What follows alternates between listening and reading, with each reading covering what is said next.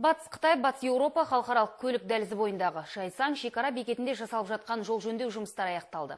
Енді қазақстандық тарап алдағы уақытта тәулігіне 20 мың көлікті өткізеді. Шекара бекетінің қызметімен танысқан депутаттар ауданға сапар барысында бір қатар әлеуметтік орындарда да болды.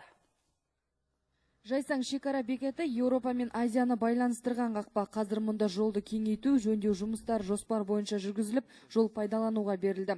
Жұмысты Қазавтожол мекемесі міндетіне алған. Осы жылдың сәуірінде басталған жоба желтоқсанда аяқталған болатын. Нәтижесінде жүктеме 2 есеге азайып, шекарашылар тәулігіне 10 мыңға дейін көлікті тексеруге қауқарлы. Қорғастан бастап бері қарай келгенде 2787 шақырым, соның ішінде Ақтөбе облысынан 629 шақырым осы Батыс Қытай, Батыс Еуропа дәлізі өтеді. Сол енді мынау ең соңғы бекеті, Жайсаң бекеті. Сол енді бұл жерде енді жаңағыдай айтып отырмын ғой, көлік қатынасы қазір көп.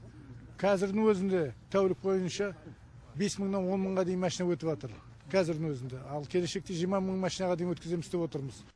Шекара бекетінде құжаттар тексеру, жүктерді қадағалау, автокөліктерді тексеру орындарына 15 бейнекамера орнатылған. Алдағы уақытта жүктерді өлшеу үшін таразы қойылып, жол ақылы болады. Өйткені ақылы болу үшін біздер қазір енді таразы қойып, сол өлшеп, енді мысалы салмағы асып кетіп жатса, өзінің қажетті нелерін төлейтіндей сондай жағдай жасаймыз.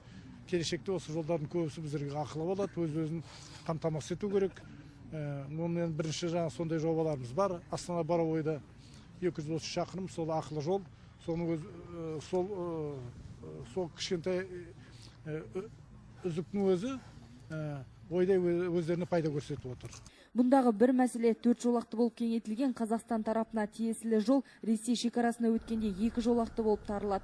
Біздің көліктерді өткізу мүмкіндігіміз мол болғанмен көрші ел ақсап тұр бұл мәселеде. 2 жыл бұрын парламентте қаузалған сауал халық қалаулыларының айтуынша биыл жүзеге асуы мүмкін.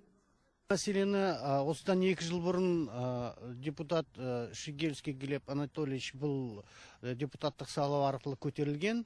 Сол көтеру арқылы Ресей тарапынан шешімін табуға осында делегациялары келіп, уәкілдері осыны бір бітімге келіп, осыны шешуге уағдаласқан. Сондықтан депутаттардың тарапынан әрі қарай бұл қадағалауға алынады, ал бірақ іс бұрынғы орыннан жылжымаған орыннан қар жылжып қозғалды деп айтуға болады. Жайсаң ауылынан кейін Мәртөк елді мекеніне атбасын тіреген депутаттар алғыс әлеуметтік дүкеніне барды. Мұнда мүгедектерге азық-түлік пен киім-кешекті тегін таратады. Мүмкіндігі шектеулі балаларға арналған коррекциялық кабинеттер жұмыс істейді. Ал отбасылық үлгідегі балалар үйінде арнайы топ өкілдері тәрбиеленіп жатқан 10 баламен танысып, оларға сыйлықтар тарту етті. Өз кезегінде балалар өнерден шашу шашты.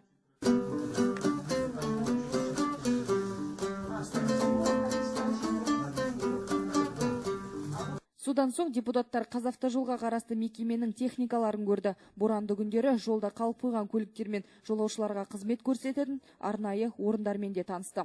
Гүлбада Қайратқызы, Аманжол Айтмағамбетов, Қазақстан, Ақтөбе.